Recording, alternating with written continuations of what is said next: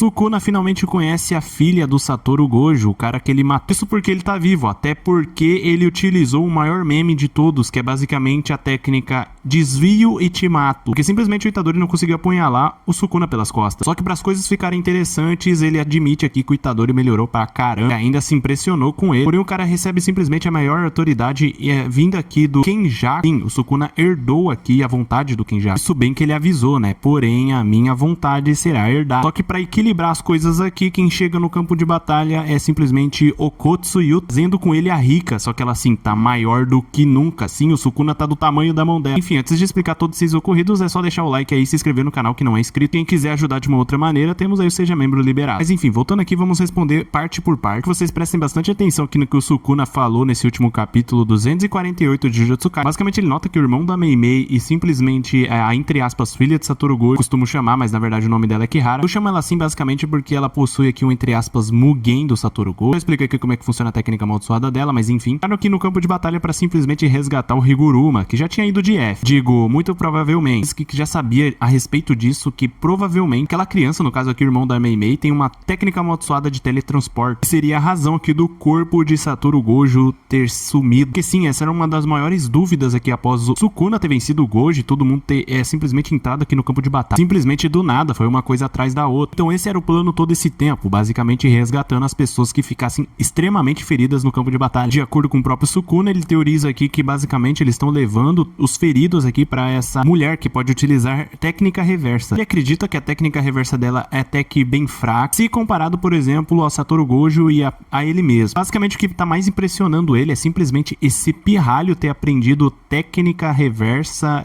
em apenas um mês. Então sim, ele tá impressionado com o Itadori. Em outras palavras, é o ideal do Itadori que mantém ele aqui de pé lutando sem cansar. Essa informação é extremamente importante, já que todo mundo queria saber onde estava o paradeiro de Satoru Gojo, se ele tinha morrido ou não. Ainda não sabemos. Dá pra teorizar que ele pode estar vivo, porque ele pode estar morto, porque tecnicamente falando ainda não disseram nada. Até por isso vamos levar em conta aqui que eles estão pegando os feridos e tal, e provavelmente eles pegaram o Satoru Gojo cortado ao meio, basicamente só pegaram o corpo pra enterrar, porque a possibilidade dele ainda estar vivo é quase que nula, a não ser que fizerem aqui um retorno dele triunfal igual fizeram dele contra Fushiguro Toji, por exemplo, mas eu acho bem menos provável. Enfim, voltando aqui pra batalha dele contra o Itadori, sim, o Itadori tecnicamente falando por enquanto tá lutando contra ele sozinho. Ele diz aqui que por conta dele ter tecnicamente falando entendido o ideal do Itadori, ele se pergunta se ele teria mudado aqui após tantos anos. Diz aqui que nesse tempo é diferente, a alma dele com o Itadori coexistiram no mesmo corpo. Ele sabe que esse cara, não importaria quantas vezes ele quebrasse, ele simplesmente voltaria, e basicamente para ir contra isso, ele escolheu aqui compartilhar o mesmo ideal do Kenjaku. Você acaba e fica sem entender. Simplesmente o Kogane diz aqui que uma regra foi adicionada anteriormente, foi a regra número 15, Fushiguro Megumi se tornará a autoridade ativa a unir simplesmente os humanos ao Tengen. Isso foi passado ao Sukuna, porque tecnicamente falando ele está no corpo do Megumi, e isso também dá um pouquinho de esperança do Megumi ainda estar vivo. Se perguntaram se possivelmente o Kenjaku escapou do Okotsu, mas provavelmente não. Okotsu teria concluído a sua missão,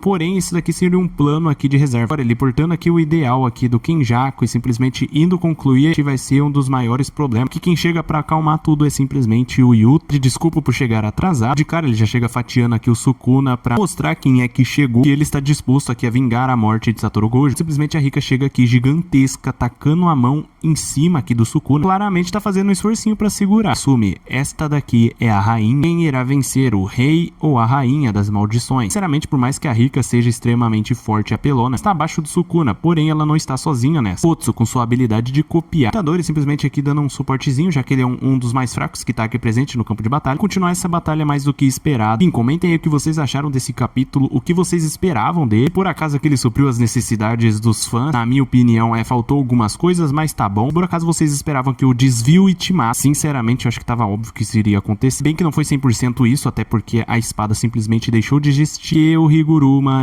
foi de F, com certeza. Pelo menos ele está extremamente impossibilitado e haverá sequela se ele sobreviver.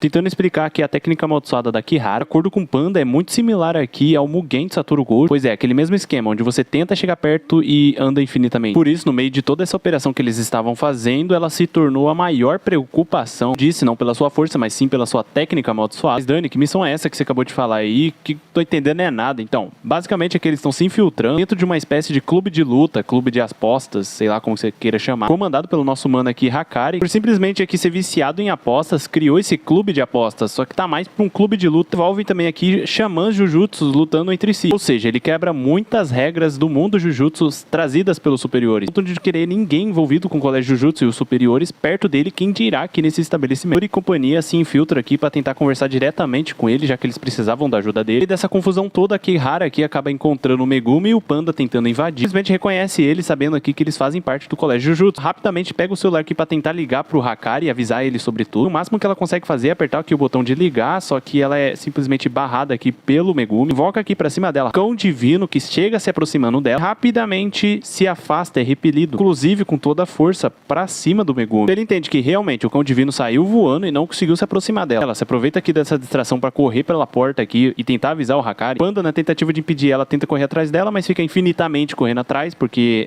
não consegue se aproximar. Inesperadamente, o Cão Divino aparece na frente da porta e ela simplesmente trava, fica imóvel. Megumi chega à conclusão aqui que, então, a Kihara Senpai não pode se aproximar dos alvos. Só que o Megumi continua sendo atraído pelo Cão Divino e vice-versa. Os dois não conseguem se mover pra longe um do outro. Mostrado aqui ligeiramente que na bundinha do Panda tem uma marca. Que o Megumi fica sem escolhas aqui, invoca o escape do coelho. Invocar todos esses coelhos, ele nota aqui que tem várias marcas em cada um deles. Posteriormente, todos eles aqui tentando atacar ela não chegavam perto. Quando que basicamente ela pensa, minha técnica amaldiçoada, marca energia amaldiçoada. Então todos esses Shikigamis aqui são tratados exatamente do mesmo jeito que o usuário. Assim como aquele cão de antes foi atraído até você, seus Shikigamis vão te esmagar e sufocar, ou seja, ia meio que matar aqui, entre aspas, o Megumi, quando que ela simplesmente elimina todos com apenas um movimento. Megumi, que não é bobo nem nada, já tinha se aproveitado de tudo isso pra subir aqui em cima. Por ter notado tudo aqui, ele pergunta, né, se o Panda tem uma marca aqui. O Panda entende que sim, tá aqui bem na bunda. Conta que o Megumi também acha a marca dele. Quando ele diz aqui, eu entendi, essa técnica amaldiçoada é baseada em uma constelação, que é a Cruzeiro do Sul, por conta aqui do nome Acrux. Basicamente, ele explica aqui que inicialmente ele pensou que a técnica da Kihara atribui uma estrela do Cruzeiro do Sul